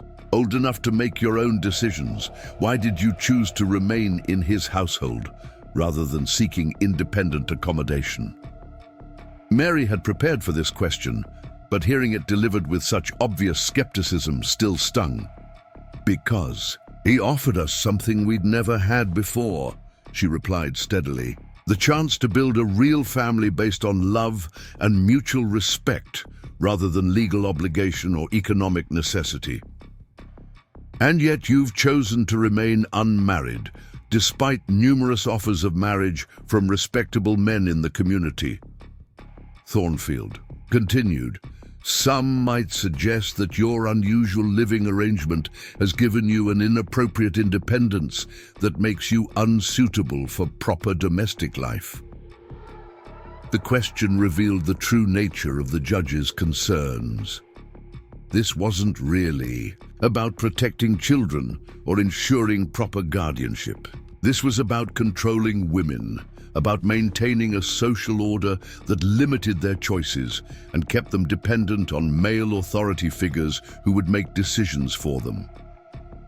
"I've remained unmarried because Mr. Mitchell gave me the education and opportunities to support myself," Mary replied firmly. "I didn't need to marry for financial security, which meant I could wait to find a partner who valued my mind as well as my domestic skills.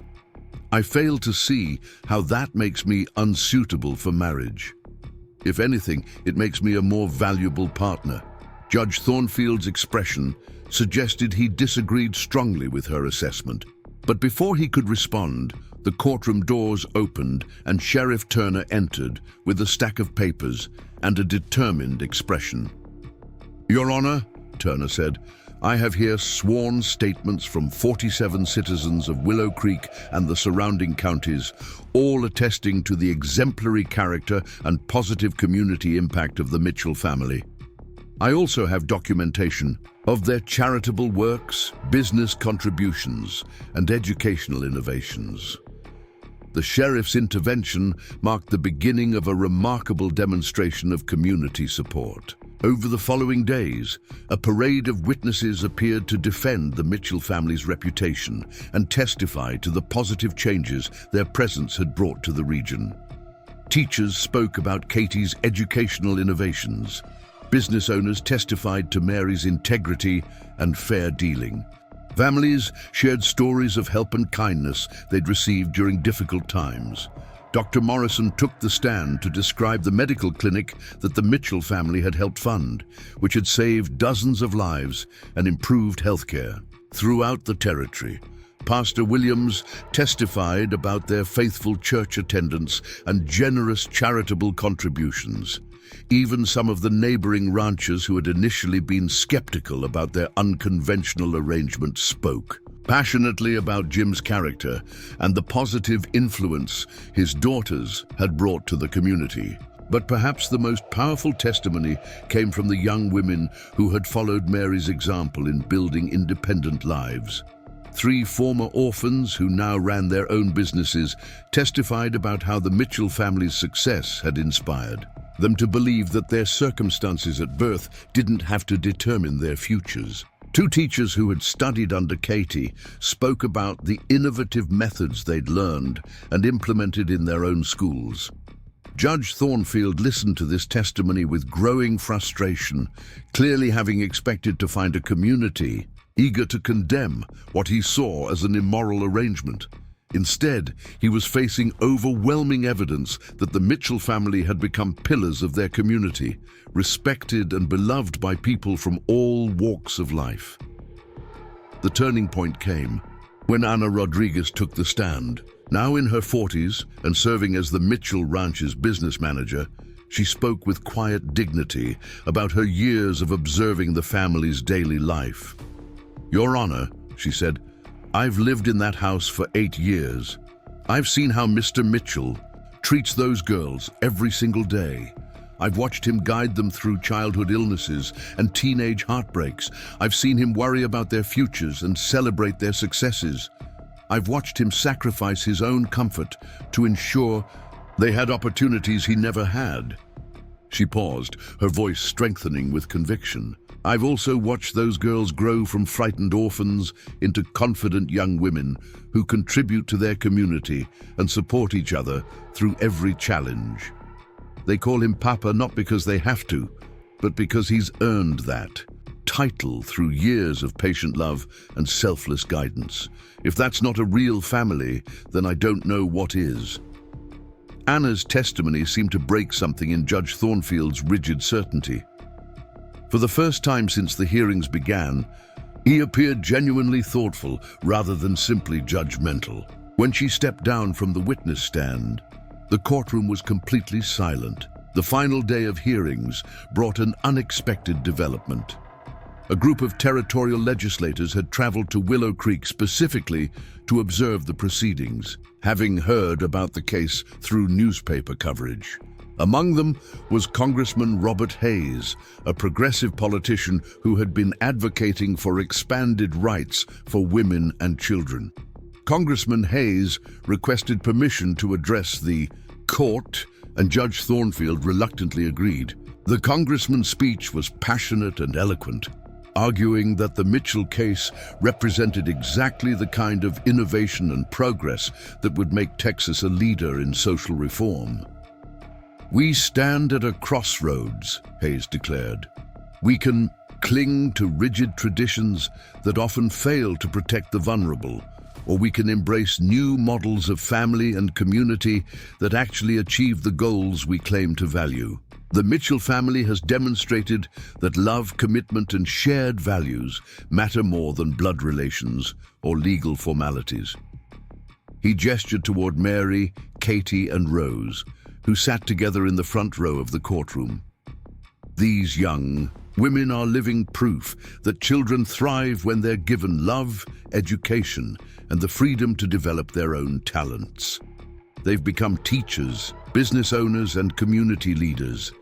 They've married for love rather than necessity. They've created opportunities for others who face similar challenges." Congressman Hayes turned back to Judge Thornfield. "Your Honor, if we dissolve arrangements like this one, we're not protecting morality. We're destroying it. We're telling the world that Texas values conformity over compassion, tradition over progress, fear over love." The courtroom erupted in applause, with people rising to their feet in support of the congressman's words. Judge Thornfield called for order repeatedly, but the demonstration of community support was overwhelming and impossible to ignore. When the courtroom finally quieted, Judge Thornfield announced that he would recess for deliberation. The wait lasted 3 agonizing days, during which the entire town seemed to hold its breath. Mary found herself unable to concentrate on work, constantly checking the courthouse for signs of activity.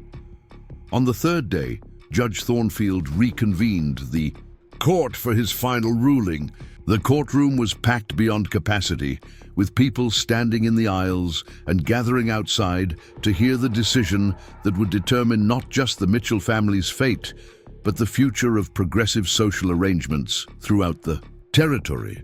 Judge Thornfield's expression was unreadable as he began to speak. "This court has heard extensive testimony regarding the character, conduct, and community impact of the Mitchell family arrangement. The evidence presented has been both comprehensive and compelling." He paused, his gaze moving across the courtroom before settling on the Mitchell family. While this arrangement deviates significantly from traditional family structures, the evidence clearly demonstrates that it has achieved the fundamental goals that all families should strive for: the protection, education, and moral development of children and their successful integration into productive community life. Mary felt her heart begin to race as she tried to interpret the judge's careful words. Was he about to vindicate their family or destroy it? Furthermore, Judge Thornfield continued, the testimony has revealed that this arrangement has produced benefits that extend far beyond the immediate family. The educational innovations, business developments, and charitable works that have resulted from this family's stability and success have improved the lives of countless community members. The judge's voice grew stronger as he approached his conclusion. It is the finding of this court that the Mitchell family guardianship arrangement is not only legally valid, but morally exemplary. It represents the highest ideals of American family life: opportunity, education, mutual support, and service to the broader community. The courtroom exploded in cheers and applause.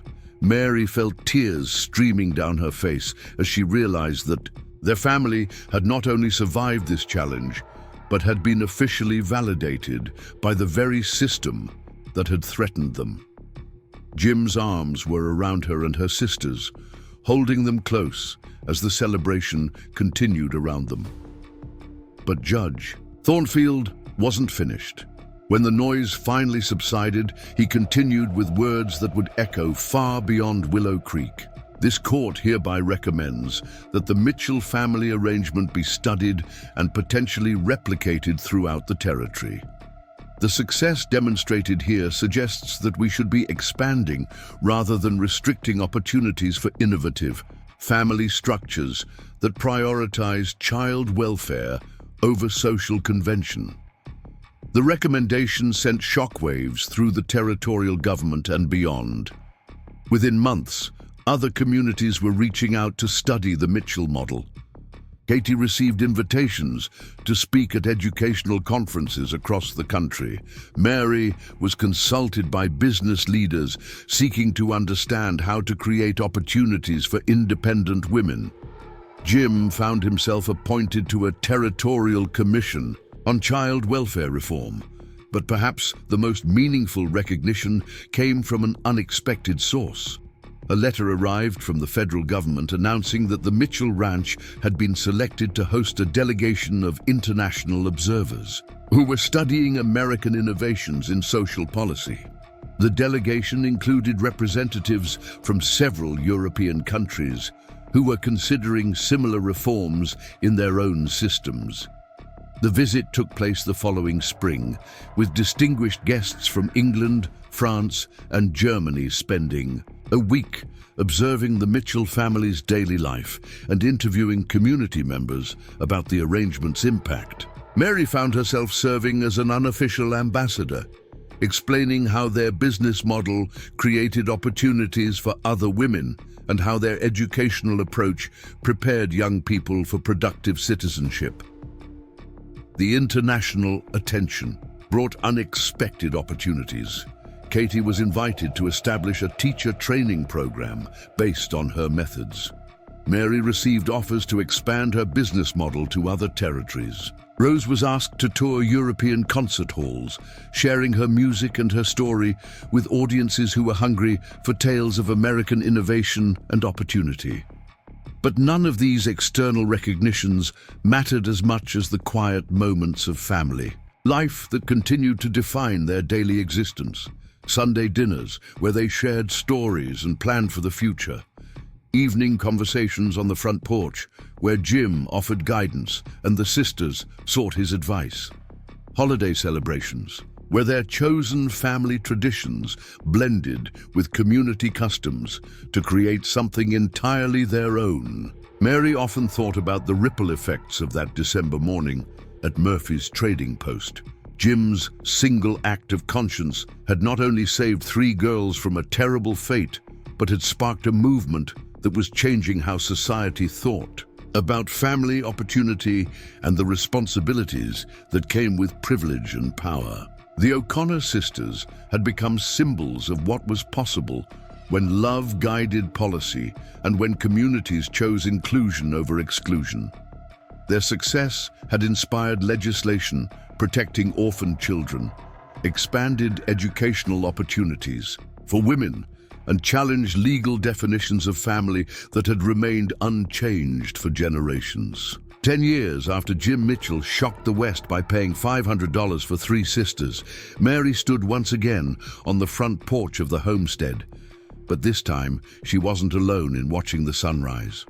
Her own daughter, named Patricia, after her grandfather, played at her feet, while Jim's newest ward, a young boy named Samuel, who had been orphaned in a mining accident, helped with the morning chores under Jim's patient guidance. The family had continued to grow, not through blood but through choice. They had taken in 6 more children over the years, each one carefully selected based on need and the family's ability to provide the love, education, and opportunities that every child deserved. Their home had become an unofficial refuge for young people who had nowhere else to turn, and their success rate in helping these children build productive lives had become legendary throughout the region. Katie's school had evolved into a full college that attracted students from across the country. Rose's music had become the soundtrack for a generation of young people who believed in the possibility of creating their own destinies. Mary's business empire now included stores in 12 towns and employed more than 100 people, many of them women who had been given their first opportunity for independence through her example. But Jim remained the quiet heart of it all, the man whose simple act of compassion had started a revolution in how America thought about family and opportunity. He was in his 40s now, his hair touched with silver and his face lined with the wisdom that came from years of making difficult decisions, guided by love rather than convention. As Mary watched him work with young Samuel, she saw the same patient kindness that had transformed her own life. The boy had arrived 6 months earlier, traumatized and angry, convinced that the world held nothing but betrayal and disappointment. But Jim's steady presence and unconditional acceptance were slowly breaking through those defenses, just as they had with every child who had found their way to the Mitchell homestead. "Any regrets?" Jim asked, the question that had become their traditional morning greeting over the years. Mary smiled, thinking of all the paths not taken, all the conventional choices they could have made that would have led to smaller, safer lives. "Only that we didn't start sooner," she replied. "Think of all the children we could have helped if we'd begun this work years earlier." Jim laughed, the sound carrying across the prairie like a promise of good things to come. "We're helping them now," he said, "and we're teaching others to do the same. That's what matters." As they stood together in the morning light, surrounded by the sounds of a family waking up to another day of possibilities, Mary reflected on the strange journey that had brought them to this moment. A desperate cowboy honoring his mother's memory, 3 orphaned sisters facing an impossible situation, a community learning that love was stronger than tradition and that families could be built as well as born. What Jim Mitchell had done that day at Murphy's Trading Post had indeed shocked the entire West, but not for the reasons anyone had expected. It had shocked them by proving that ordinary people could choose to live extraordinary lives, that love was more powerful than law, and that families built on choice and commitment could be stronger than those bound only by blood. The Mitchell family had become more than a success story. They had become a symbol of what America could be when its citizens chose compassion over convention, when they refused to accept that some people were less deserving of opportunity than others, when they understood that true strength came from lifting others up rather than holding them down. Mary smiled as she heard Anna calling them in for breakfast, heard the laughter of children drifting from the kitchen window, saw the letters from former wards propped on the mantelpiece beside. Photographs of graduations and weddings and grandchildren. This was what legacy looked like, she realized. Not monuments or wealth or fame, but the faces around your table and the knowledge that love multiplied when it was shared freely. The cowboy who had bought 3 sisters had given them far more than freedom. He had given them the chance to discover that love was not a finite resource, but an infinite one, growing stronger with every person who chose to practice it. And in return, they had given him proof that his mother's faith in the power of good deeds had been justified, that one person's choice to stand between predator and prey could change the course of history. As they walked back into the house together, Mary thought about the story that would be told about this family for generations to come. It would be a story about the power of love to transform even the darkest circumstances into something beautiful and bright. It would be a story about choosing family over blood, opportunity over security, love over convention. Most importantly, it would be a story that proved ordinary people could choose to live extraordinary lives, one act of kindness at a time, one family at a time, one generation at a time. The West had indeed been shocked by what Jim Mitchell did that December morning, but it had been changed forever by what the Mitchell family chose to build in the years that followed. Their legacy was not just in the children they had saved or the businesses they had built or the laws they had changed. Their legacy was in the understanding they had spread that love was not something you fell into, but something you chose to practice every day, with every decision, with every person who needed someone to believe in their potential for greatness. And in a world that often seemed determined to divide people by their differences, the Mitchell family had proven that the things that united humanity were stronger than the things that separated it. Love, hope, opportunity, and the belief that every person deserved the chance to write their own story of what their life could become. Up next, you've got 2 more standout stories right on your screen. If this one hit the mark, you won't want to pass these up. Just click and check them out.